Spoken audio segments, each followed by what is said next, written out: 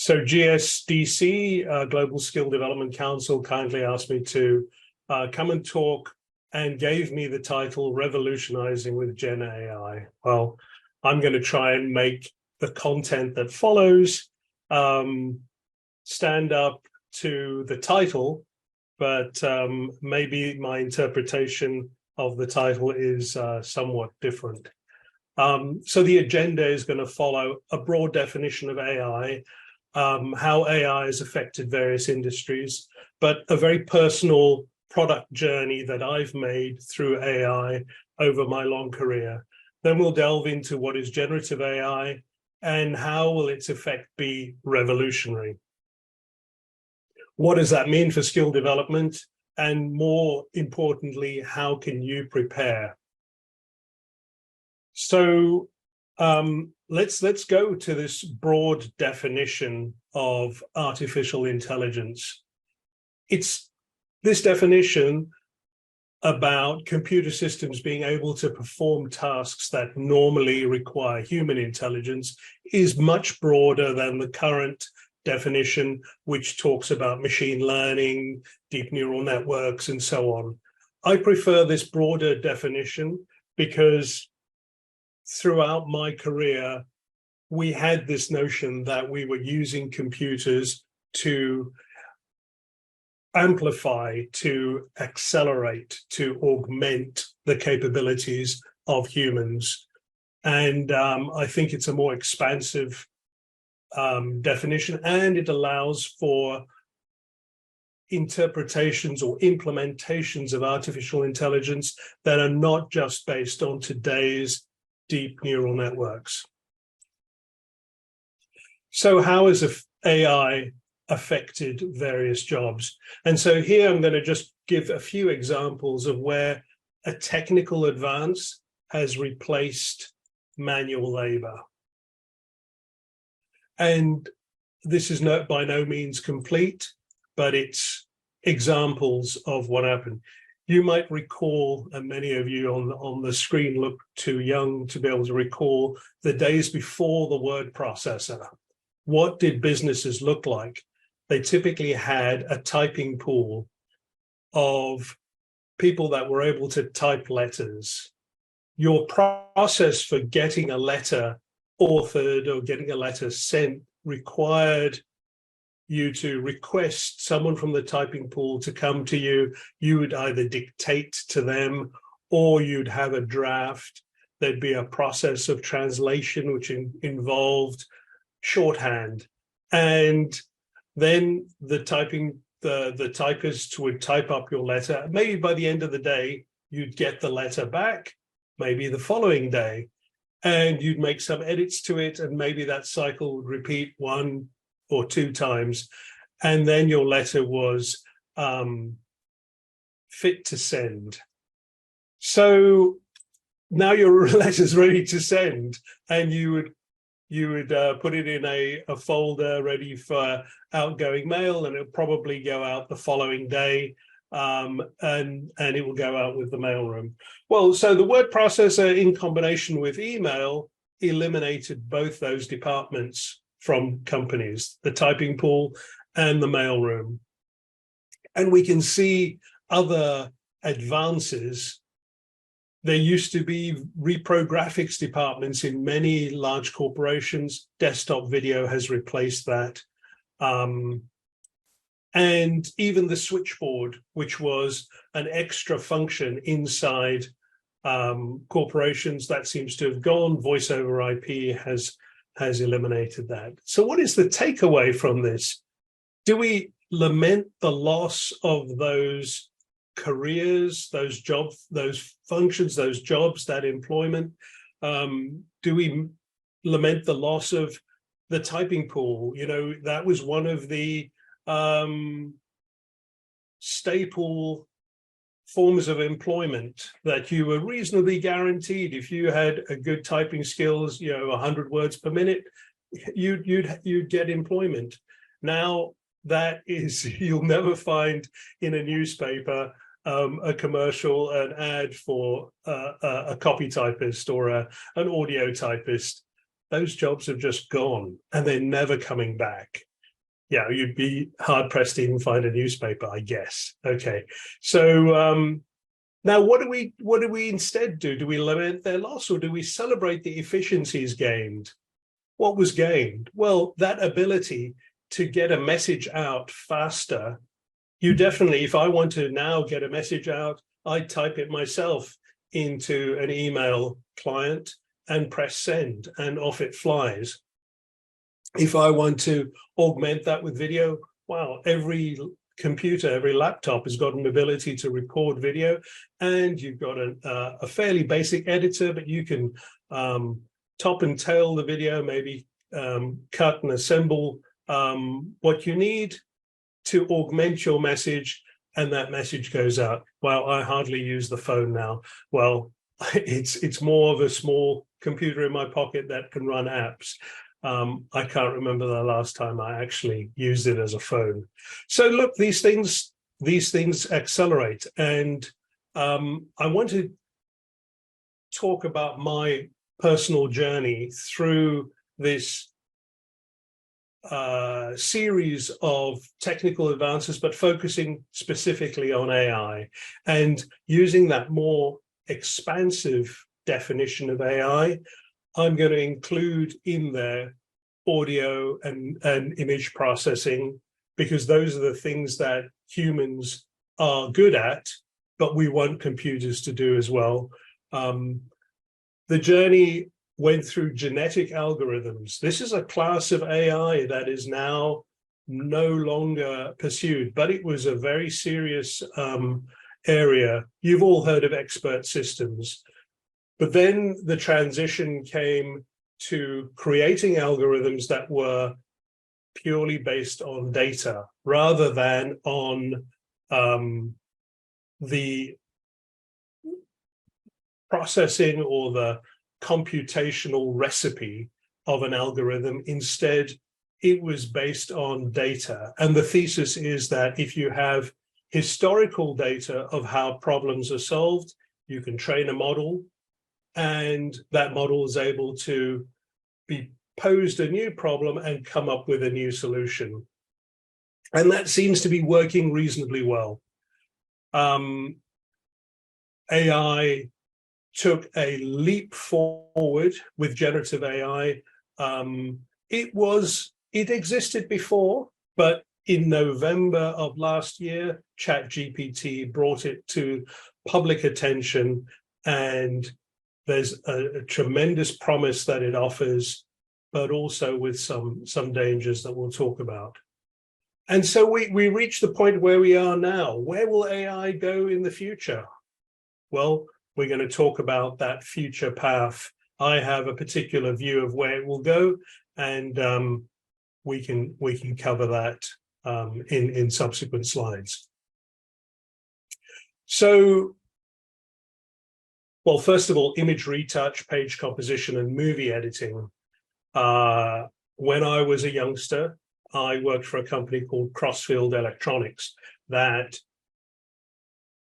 John Crossfield actually invented the digital scanner in 1940. And that was the start of the conversion from analog or sort of paper representations of images to a digital form of an image. And newspaper printing and magazine printing was still at that point a very labor-intensive process of cutting and pasting. There was a job of page composition, and there were many page compositors that their job was to assemble the components of a magazine cover or a brochure, and used lots of physical analog techniques to do that. What I was working on at Crossfield was the computer version of that, and that it was another step in disrupting an industry and replacing laborious human labor with an automation.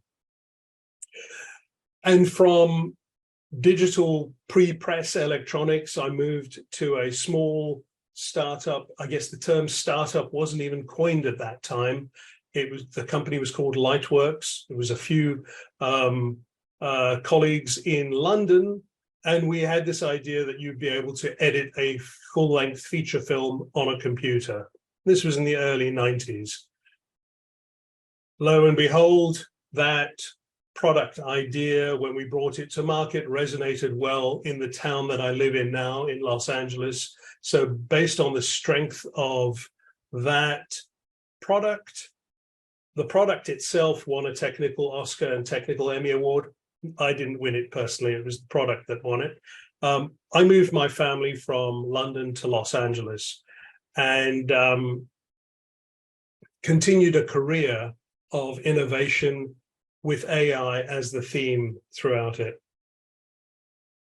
The dabbling in genetic algorithms was nothing to do with digital video or digital audio. But I did, it was for a company called Pioneer Hybrid. And it turns out that you can use AI to optimize decisions and plans. And the way that genetic algorithms works is a very different way, different approach to AI that compared to the existing data-driven method.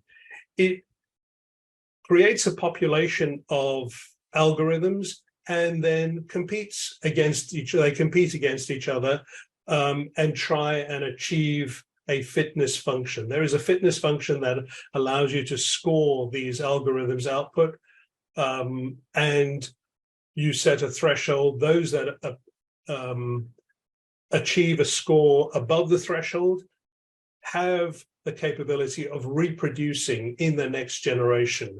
So it's trying to use sort of evolutionary techniques to pick a set of solutions, a set of algorithms that achieve a fitness score. And then you repeat the cycle. And iteratively, you end up with an algorithm that is the most fit. Well, that method was prone to getting locally optimal solutions, but sometimes missed the globally optimal solution. And you get a solution being trapped in a valley, a local valley, and you're never able to get out. And that fell out of fashion because it never competed against expert systems. And an expert system is one where you take the knowledge of a domain expert and you convert that into some sort of algorithmic capability. One of the implementations of that was music gaming. I joined a startup, CTO of a company called Zaya, and it turns out, though, that Zaya was one of the first generative AI solutions before the term generative AI was coined. The idea was that you'd be able to hum in a simple melody into an app and you'd get a fully orchestrated pop song coming back at you. And you will have selected the genre and a few other controls. And by changing those controls, you'd get a different pop song coming out. So this was a fun game. The company was sold to Google. This was actually turned out to be the second exit. Prior to that, I was one of the founders of a company called Widevine Technologies that was also sold to Google. So we move along. I then joined Real Networks, and Context is an example of an AI used for classification. This is looking at SMS messages in a mobile network. Billions are flying past as we're routing SMS messages between mobile operators, but Context sits in the middle of those networks and sees all the SMS messages in clear text. So that's a very important mission critical location. And on top of that, we built AI. And the AI was looking at the text messages and classifying them, and specifically looking for spam, and looking also for what are called smishing attacks. This is malicious text messages that include some inducement to go to a bad actor's site.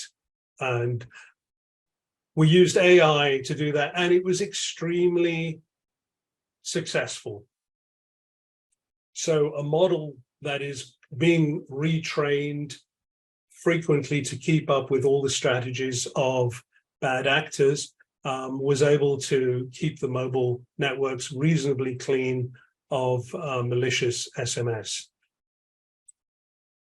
And at the same company, at Real Networks, I also created or initiated a face analytics program, a computer vision program in the SAFER division.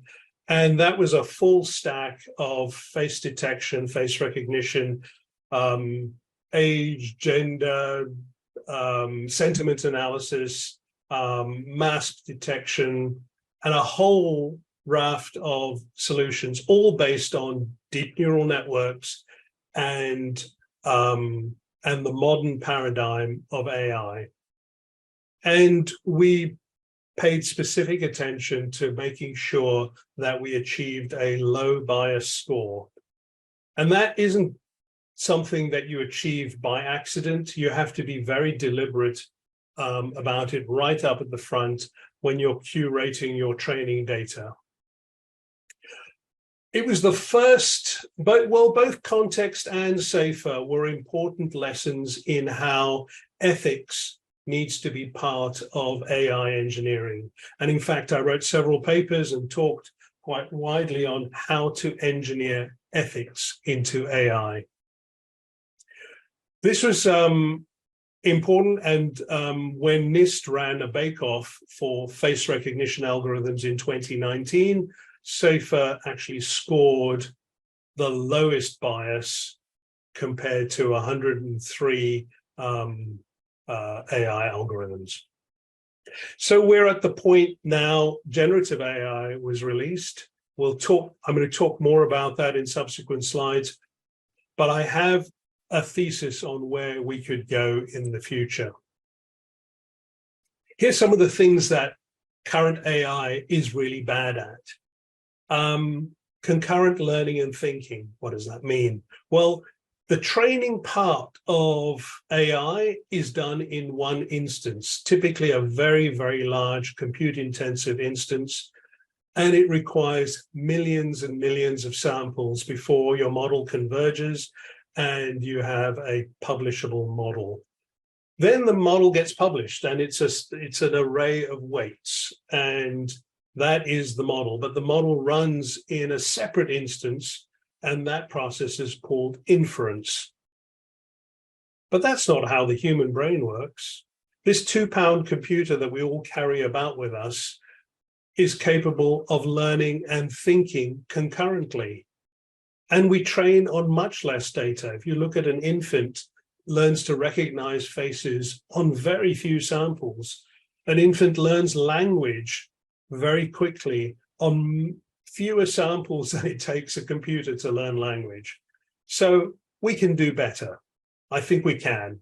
And my hunch is that the fault lies in the thing called the perceptron. This is the fundamental component of the neural network, designed in 1940, probably at the same time John Crossfield was designing his digital scanner. And well, that's funny. My alarm's going off, telling me to wake up. It's my 7 o'clock alarm. Okay, so concurrent learning and thinking is a goal that we want to achieve. And it could be by rethinking the perceptron. I think it's due for an overhaul, and I've got some ideas of where it can go. Interestingly, Geoffrey Hinton hinted at a similar approach. And then the other destination or the other goal that we hope for that AI can achieve is the ability to reason. AI doesn't reason at the moment. AI uses pattern matching. It confuses correlation with causation. And there is a better mechanism for decision-making based on reasoning, where you understand the causal dependencies of events, not just the correlation of events. And that is what's also going on in our brains. We have the capability of reasoning, and we do it in a way superior to computers. We haven't actually developed the frameworks and the mechanisms for doing that. My hunch is that causal networks would lead us to be able to reason. More on that later. Okay, so the title's about generative AI. What is generative AI, and how is it different to the sort of AI, that face recognition AI and the text analysis AI?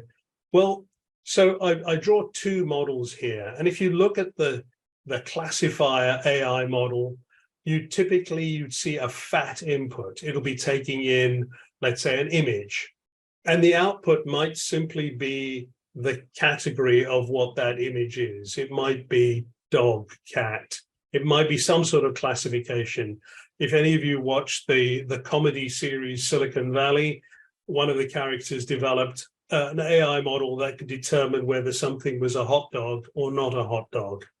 So you can see classifier models have the topology of being fat on the input and thin on the output. Generative AI models are the complete reverse. They are thin on the input and fat on the output. So generative AI is this class of AI where it's designed to generate new content out of some input data. And that input data we call a prompt, and it's typically very small. In the case of ChatGPT, you type in a simple prompt, please, you typically don't say please. Okay, what were the causes of the French Revolution? And then out comes new text, a complete essay, and then you cut and paste that and submit that as your homework. That seems to be a very common use of ChatGPT.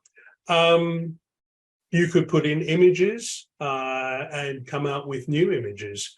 The Zaya game that I talked about, the music game, the prompt was a thin melody, maybe even a drum beat. And that was, we interpreted that, converted that into MIDI and presented that to a cloud service that then orchestrated an entire pop song, and that would come back to you in real time to the beat of the music, and you'd iterate and lay on more and more parts of your music composition as the music was playing. So it was a very engaging gamification of music composition, and that company, the IP is now sold to Google, but I think it was way ahead of its time, and maybe that music gaming genre is yet to find a new audience. So generative AI is a step forward for us, but let's talk about how this is growing. So here is my Moore's law timeline of generative AI, and you can see that. So on the y-axis we've got an exponential increase. We've got the y-axis. In order to represent this, we had to represent it in orders of magnitude increase. the x-axis is linear time. And you can see in both cases, in the line, the blue dotted line representing classifier models, you can see how models have grown, typically based on ResNet in the case of computer vision, on BERT in the case of text processing. You can see how they grow over time. But then on the red dotted line, you can see the growth of generative AI models, and they are astounding. They are so large, and their size itself becomes a problem. And we have to talk about that problem. That problem, it results in only a few companies being able to indulge in the creation of these large language models, maybe a half a dozen, deep-pocketed, very wealthy companies. And that stifles competition, and we really need to explore what the dangers that represents. So you ask yourself, when we're talking about dangers, well, will AI take over the world? And I find that question somewhat difficult to ponder because it's so far off in the future. My answer is probably yes, it will. Yeah, eventually. I don't think it's the real question to answer. You know, people ask, is GPT-4 a super intelligence? Well, it's pretty smart. It's it can certainly do your homework for you. And maybe with a few edits, your teacher might even accept it. Or your teacher might be running their own AI model that is detecting whether the homework was AI authored. So the more probing question is there a misalignment between AI and human values? Well, I find that also a very fuzzy question, because humanity has already accepted other systems that are not aligned with our own values. Corporations themselves are super intelligent, and corporations have motivations which are not necessarily aligned with humanity. However, we've adopted them into our society, and we've developed a symbiotic relationship with corporations. We work for corporations, we accept salaries for corporations, and we put all of our energies and efforts into corporations. They make us wealthy, they make us poor. Corporations are an example of a superintelligence that we've come to tolerate, and even it's become part of the makeup of human culture. Well, okay, you can ask yourself, does it have to be super intelligent to take over? I have a joking example of wheat. Is wheat super intelligent? No, wheat's pretty dumb, but it's probably the most successful species on the planet. It actually, if you look at it from the outside, wheat's actually employing humans to cultivate and feed and spread it. So I find the question about whether AI will take over a bit theoretical and a bit sort of clickbaity, and I think there is a different question to ask. Yes, it probably will become a dominant feature, an important feature of humanity, but it won't be a takeover. It'll be more like a symbiosis. There's a simpler question to ask.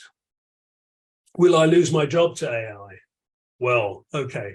That's a now question. That's not off in some dystopian future. That is a question you can ask, and many people are troubled by it. You know, the timeline that I produced, I talked about before, the typing pool of the mailroom, of reprographics, of the switchboard, all gone through technical innovations. So the SAT scores in the United States are the means by which, or one of the factors taken into account in college admission. It's the test you take at the end of your high school career. One of the colleges, and I've got links in the deck, decided to examine their incoming cohort, their incoming students, and look at their SAT scores. And they asked the ones in the low cohort to retake the SATs, but this time with the aid of one of the, I think it was GPT-3. And lo and behold, that low-scoring cohort with GPT scored higher than the high-scoring cohort. So my takeaway is I won't lose my job to AI, but I could lose it to a candidate that is wielding AI to their advantage. So some jobs will become obsolete, as we saw in the previous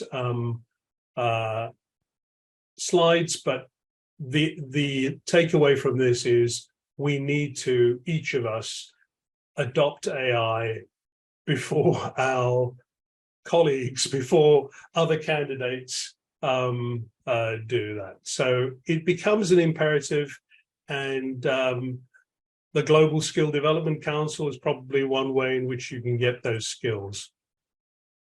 But let's step back from that. Let's think about the very nature of work. You know, work used to be our identity. What I do is who I am. That used to be how it was. Employment and trades were so stable over multiple generations. In Anglo-Saxon Britain, the last name, your surname, was given to you, I guess, for the purpose of taxation, and the census that happened after the Norman conquest. They had to give people last names so they can track them because there were too many Johns, I guess. And so your last name was given to you by your occupation, because typically your occupation was handed down one generation after another. So if you were called Smith, you worked metal. If you were called Cooper, you made barrels. If you were called Fletcher, you made arrows. And there are dozens and dozens of occupation-based surnames. That wasn't peculiar to Britain. In Spain, Herrero, you're also a metal worker. Barbero, you're a barber. I think Cabrero, you're a goat herder. And then in the Indian languages, Banerjee, what's that? Is that a teacher? Gandhi turns out to be a perfume maker or a perfume vendor. And my last name, Rassool, means messenger. That was a job. That was a job, taking messages from one place to another physically. That job in that form is obsolete now, because telecommunications did away with that. Now messages can be transmitted a lot faster. In fact, I'm doing it right now. So maybe in a way, I'm still honoring my family tradition and still exercising the role that was handed down generation after generation. But now jobs are changing so rapidly, they're spinning our heads. So how do we adopt? How do we adapt? How do we explore what it is? What is our identity? What is humanity? And is it really the thing we do that makes us human? I don't have the answer for that, but I think in exploring that question will help us find what is the essential humanity, and that's the thing we should double down on. Definitely a solution is not to compete with the machine. The machine will always outrun you. And so we have to take a strategy of adopting and adapting. So how will work change? In my previous slides, I talked about, the word processor, email, desktop video, etc. The innovation that brought me from London to Los Angeles was the invention of a system that allowed you to edit a movie on a computer. And that is now kind of obvious. It is the way in which movies are edited today. It did away with the splicing of celluloid film, and it did away with all the labs that processed 35 millimeter film and the larger formats, the chemical labs that were needed in order to process film stock. And there were also other laborious, labor-intensive processes that were needed in order to go from the concept of what the story was, the essential message of the story, to the resulting movie. And when I look back at the disruption that nonlinear editing, as it was called, caused on the industry, there were numerous jobs lost. There were careers that dead-ended when digital video and digital video editing came to this town. But what it did was it democratized the way in which movies are created. Now the tools are available for everyone to use, and everyone can participate in storytelling. And it allows the creative vision to be realized by more people in an easier way.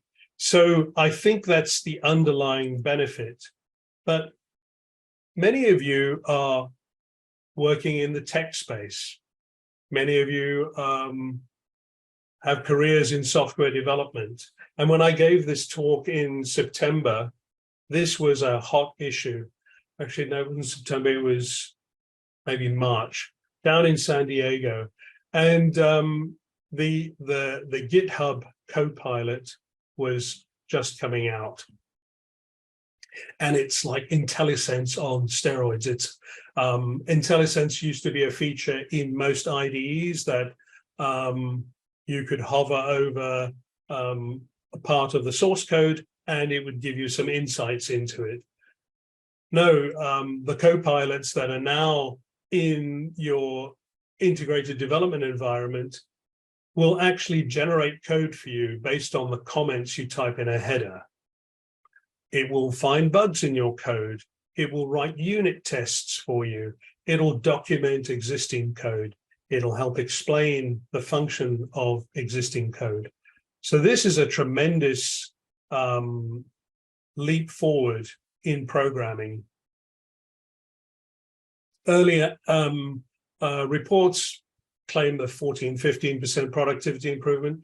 That was the beginning of the year. Now that number's jumped to maybe 50%. So I'm old enough to remember when the software industry was talking about code reuse.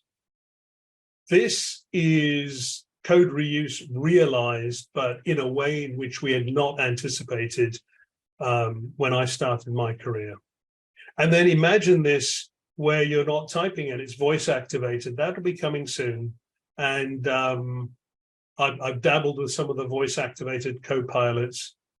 They're very engaging and they, I think, probably represent the new model. But the takeaway for this is that generative AI as a tool augmenting what you're doing today will become the new norm, the new normal that your employer will expect. And so it's very important for you to become familiar with the skills. I'm gonna hover here a bit longer. Turns out that the model Codex, which is an OpenAI model, but it was trained on GitHub repositories. Now, those repositories were largely written over a period of 10, 20 years by Linux developers. The Linux developers had almost a religious hatred of Microsoft. Well, decades later, Microsoft acquired GitHub, and so now has access to all of that source code. That's what they made available to OpenAI. That's what the Codex model was built on, and is now powering the copilots. There are other copilots as well, not just the GitHub Copilot. I urge you to experiment with them and see which ones work for you. So at this talk down in San Diego, I talked about software 2.0. It's about this world where your development is going to be augmented by copilots. And I urge you to learn about copilots, but don't give up the pilot seat. What does that mean? More on that later on, but it's important for you to use it as a tool. It's not going to replace you unless you want it to. But product managers, in the same way that movie creatives conceived of an idea, I'm anticipating a new golden age where a product manager's concept of what software could deliver could be realized a lot faster through the use of generative AI-based software development. And so they don't have to wait multiple sprints for the product to be developed. This will happen a lot faster. So a golden age for product managers. Generative AI is actually enabled a massive leap forward. If we step back at this, we look at the way that large language models allow today's generation to stand on the shoulders of their ancestors. That seems very poetic, but what large language models do is they've trained themselves on huge repositories of human writing. Well, okay, so that's all the writing that at least is in digital form and available online for free and largely in English, but that will change. So you've now got a leap forward that may be analogous to the leap forward that humanity made when writing itself was developed. Prior to that, wisdom was handed down from one generation to another through an oral tradition. But now you could write down that history. You could write down that wisdom, and it's available for everyone to learn from. So large language models accelerate the ability for the current generation to stand on the shoulders of previous generations. And the optimist in me thinks that generative AI will raise all boats, will be a net positive for humanity. The macroeconomists would say the pie will get larger. Don't worry, jobs will be lost, but more will be created, albeit what they disparagingly call MOOC jobs, low-paying jobs. So what could possibly go wrong? When we remember that Moore's law chart, we saw that large language models are getting larger and larger, and only fewer and fewer companies can dabble in the job of creating large language models. This rings warning bells for me, and it's reminiscent of the game Monopoly. There is a monopolization forming in AI, in generative AI, where only a few players can play. And as these models get larger and larger, that number gets fewer and fewer. In the game Monopoly, when one person owns all of the wealth in the game, it's game over. And we certainly don't want that. And in fact, in the game Monopoly, when that happens, the players adopt altruistic strategies that are not in the rule book in order to play for longer. And it's my assertion that we need an altruistic intervention, and I'll talk more about that later on. But we need an altruistic intervention in order for us to avoid the game over scenario. In its current form, I believe it's a threat to employment. It's playing out currently in this town, in the Hollywood strikes. But it will come for every job. Every job that it allows a model to be developed. If a model can be developed on your work output, then you've got some opportunities there. That model could augment you, or it could devalue you. And it really depends on who owns the model. If you own the model, it becomes your tools of the trade, trained on your own work output,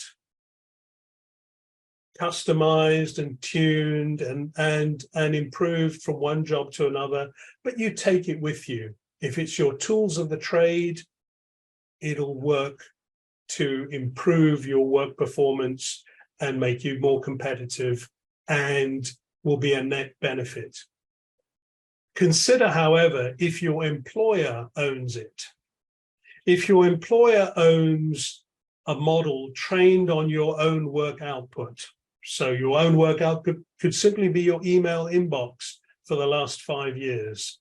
You've now got a model trained on your work output that has got all your smarts and the way you responded to vendors, the way you responded to incoming contracts, the way you did your business.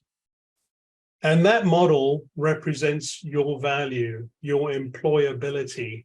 And if your employer owns that, it actually devalues you and makes you liable to being replaced by a cheaper worker using your smarts.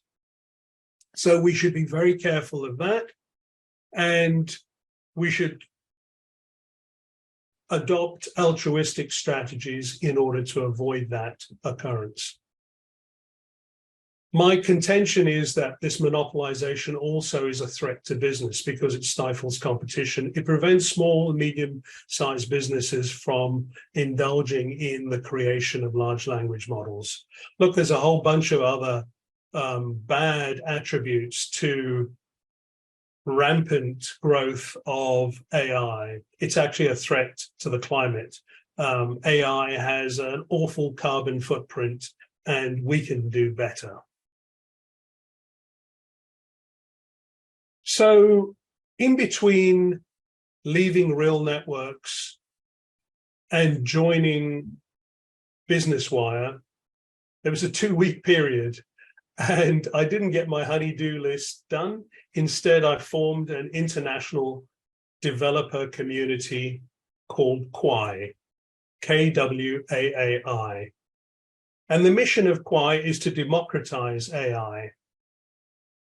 It's not just a simple blog posting, moaning about the state and the risky path that AI is going on. It's a practical, altruistic intervention to help counteract the monopolization of AI.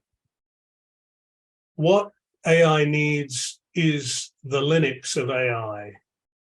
For those of you that are old enough to remember the condition of the server operating system market prior to Linux, there was a monopoly. A few companies controlled the server operating space. Microsoft being one, with Windows NT, and there were a few other proprietary Unix operating systems. And along comes Linux, a volunteer-based developer organization based on open source. And now Linux is the dominant server operating system, far better than its predecessors. Not that it's a free-for-all. Many wealthy companies, many companies were built on top of that open source, Red Hat being the first billion-dollar company built on top of the open source platform. But Linux and the Linux Foundation represented an altruistic intervention that helped to correct the broken path that the industry was heading down. So I believe that the same is needed now. And the Quai mission is to democratize AI on three fronts: on tools, fundamentals, and policy. We talked a bit about the tools, about the co-pilots and the digital twins, the personal assistants. It's our contention that you need to own your own co-pilot. Don't give up the pilot seat. And the output, the open source output of Quai will be creating those tools that allow you to train your own co-pilot and own it and operate it, maybe even run it on your own mobile device. So that's a practical output. We also think, as I mentioned in that timeline, that the AI fundamentals could do with an overhaul, and we have a separate track of innovation in the area of the neural network components, of more advanced perceptrons, of concurrent training and inference, and in reasoning and causal networks. Those are the two technical tracks. There's also a policy track. So Quai is a technical think tank and a policy think tank. We believe that policy needs to go hand in glove with the technical advances. On the policy track, we will draft the language that goes into employment agreements that anticipate AI and really delineate who owns the co-pilot and what parts and how much is owned by employer, how much is owned by employee. It's a brand new area, and it requires some thinking and some drafting of terms and conditions. The GPL is well known in the open source industry, but we believe a GPL is needed for training data as well. And then nutrition facts. Most of the products in the food chain, in the food supply in many advanced countries have nutrition facts on there. We believe AI models should have the same. It should tell you what the scope of training data was so that you don't use it outside of that scope. It should have performance facts in there. It should have bias quantified in the label. And maybe these nutrition facts labels are certified by some independent nonprofit organization, industry organization. I urge you all to go and visit quai.ai. The links available. We're looking for volunteers. If you can volunteer 8 hours a month, that'd be fantastic. Then, and that's not a lot. 8 hours a month. That's attending a one weekly call. That's maybe a quarterly summit. Maybe the annual summit's 2 days long. Average is 8 hours a month. If you can devote that, then you can become a volunteer. If you just want to be an observer, feel free to come and visit our public meetings on Fridays, 10 o'clock US West Coast time. Look, the links are there, the QR code. You can go and visit that. And we are forming an advisory board, and you can learn more about it at quai.ai.